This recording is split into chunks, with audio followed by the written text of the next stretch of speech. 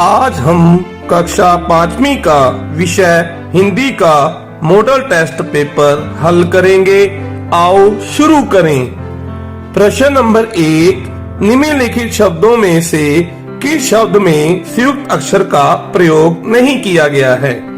क ज्ञान, ख क्षमा, ग स्त्री, घ विशेष। तो इसका सही उत्तर है घ विशेष। नेक्स्ट, निम्नलिखित शब्दों में से छात्रा शब्द का अर्थ बताएं। क छाता, ख विद्यार्थी, ग खिलाड़ी, घ राजा। तो इसका सही उत्तर है ख विद्यार्थी। छात्रा शब्द का अर्थ विद्यार्थी होता है। अगला प्रश्न, निम्नलिखित शब्दों में से अशुद्ध शब्द चुने। क मौज, ख नृत्य, घ अतिथि, घ बिटिया। तो इसमें अतिथि शब्द है, उसे गलत लिखा गया है। निम्नलिखित शब्दों में से इठलाती शब्द से तुक मिलाते हुए शब्द का चयन करें। इठलाती शब्द से तुक मिलाते हुए शब्द हमने इसमें चुनना है। ऑप्शन है क सियानी, ख खुशी, ग रंगोली, घ लुभाती। तो इठलाती लुभाती, इसका सही उत्तर घ लुभाती है। अगला प्रश्न, निम्नलिखित शब्दों में से पंजाबी के कीड़ियां शब्द का हिंदी रूपांतर क्या होगा? क कीड़ियां, ख चींटियां, ग चींटियां, घ चींटियां। तो इसमें इसका सही उत्तर है ग चींटियां। अगला प्रश्न, जिसका मूल्य ना हो उसका सही विकल्प क्या होगा?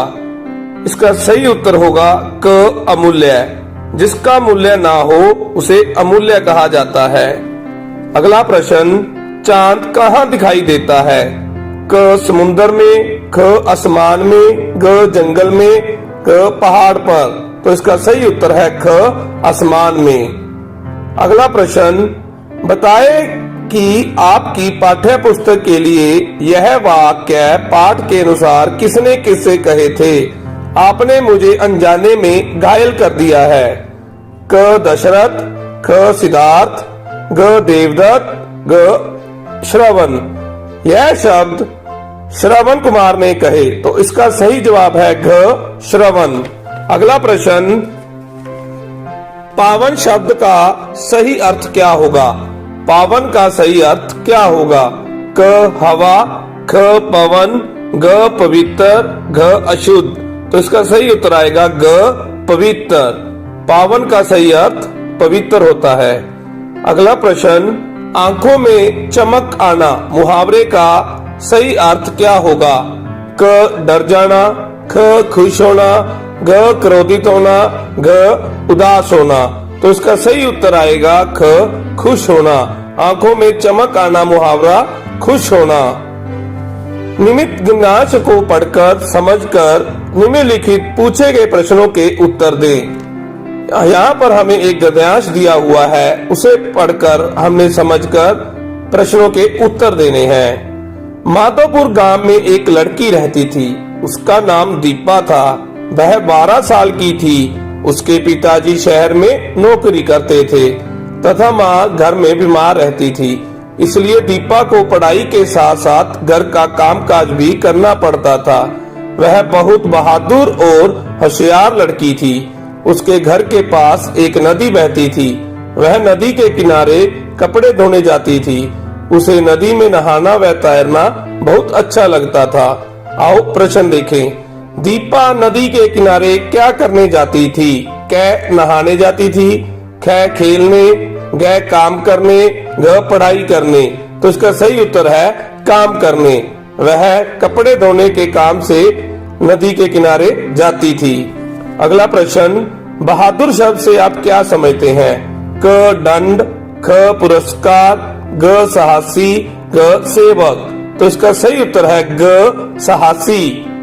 दीपा के गांव का क्या नाम था? क हरिपुर, ख होशियारपुर, ग माधोपुर, ग शहर। तो इसका सही उत्तर है ग माधोपुर। अगला प्रश्न, दीपा को घर का काम क्यों करना पड़ता था? तो इसका उत्तर है क्योंकि उसकी माँ बहुत बीमार रहती थी। अगला प्रश्न, बीमार शब्द का विलोमार्थक शब्द बताएं। बीमार शब्द का हमें विरोधी शब्द बताना है, तो बीमार का विलोमार्थक शब्द हुआ स्वस्थ। निम्न चित्र को समझकर निम्नलिखित दिए गए प्रश्नों के उत्तर दें। हमें नदी में क्या कार्य नहीं करना चाहिए जो जल प्रदूषण को बढ़ावा देता है? क, नदी के किनारे पेड़ लगाना। ख, नदी में कचरा डालना। ग, मछलियों को छोड़ना। ग, पानी का उपयोग करना। तो इसका सही उत्तर आएगा ख, नदी में कचरा डालना। हमें नदी में कचरा नहीं डालना चाहिए। अगला प्रश्न, बच्चे कहाँ दिखाई दे रहे हैं? नदी में, स्कूल में, पार्क में, मैदान में। तो इसका सही उत्तर है नदी में। अगला प्रश्न, निम्नलिखित शब्दों में से गीला शब्द का विलोम शब्द क्या होगा? हमें गीला शब्द का विलोम शब्द बताना है। क, नम। ख, गला। ग, सूखा। ग, सख्त। तो इसका सही उत्तर है ग, सूखा। चित्र में कितने बच्चे दिखाई दे रहे हैं? क, एक बालक। ख, दो बालक। एक बालक, एक बालिका, दो बालिकाएं। तो इसका सही उत्तर है ग, एक बालक, एक बालिका। अगला प्रश्न, निम्नलिखित शब्दों में से बालक शब्द का स्त्रीलिंग क्या होगा? क, बालका। ख, बालिका। ग, बालिकी। ग, बालिका। तो इसका सही उत्तर है घ, बालिका। निम्नलिखित प्रश्नों में से किन्हीं 5 के उत्तर दें। प्रश्न नंबर 1, हमें सड़क कैसे पार करनी चाहिए? सड़क पहले बाईं ओर और फिर दाईं ओर देकर पार करनी चाहिए। प्रश्न नंबर 2, सिद्धार्थ ने हंस की क्या सहायता की? उत्तर, सिद्धार्थ ने हंस को उठाकर उसका तीर निकाला और फिर गांव पर पट्टी बांधी। प्रश्न नंबर 3, श्रवण ने राजा दशरथ से क्या कहा? श्रवण ने राजा दशरथ से कहा कि मेरे माता पिता मेरी प्रतीक्षा में बैठे हैं, वे प्यासे हैं, आप उन्हें पानी पिला दीजिए। अगला प्रश्न, लोहड़ी वाले दिन लोग क्या खाते हैं? उत्तर, लोहड़ी वाले दिन लोग मूंगफली, गच्चक, रेवड़ियां आदि खाते हैं। अगला प्रश्न, रानी ने चींटियों से क्या प्रेरणा ली? रानी ने चींटियों से प्रेरणा ली कि यदि व्यक्ति हिम्मत ना हारे, निरंतर मेहनत करे, तो व्यक्ति सफलता अवश्य पाता है। अगला प्रश्न है, निम्नलिखित कविता में से एक कविता की पंक्तियों को पूरा करें। इसमें बच्चों जो आपको कविता आती है, आपने उस कविता को यहाँ लिख देना है। अगला प्रश्न, रिक्त स्थान भरें। गुरुजी ने मानवता के डैश के लिए अनेक यात्राएं की।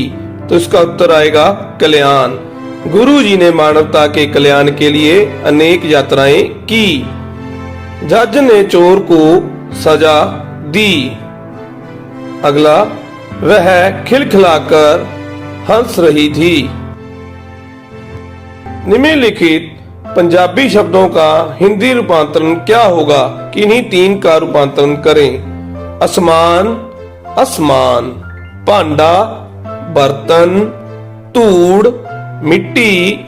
वेहड़ा, आंगन। दुध, दूध। अगला प्रश्न, निम्नलिखित में से किन्हीं 3 का अर्थ बताएं। चरण, पांव। पवित्र, पावन। अडिग, दृढ़। क्षमा, माफ। प्रयोगिता, प्रतिस्पर्धा। निम्नलिखित शब्दों के 2 विभिन्न वाक्यों का प्रयोग करते हुए उनके भिन्नार्थक अर्थ स्पष्ट करें। अंक, नंबर। वाक्य बनेगा, राम को परीक्षा में 90 अंक आए। दूसरा अंक, गोद।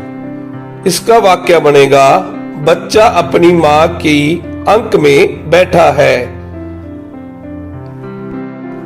जग बर्तन। वाक्य बनेगा जग में पानी कम था। दूसरे जग संसार। इस जग में बहुत सारे जीव रहते हैं।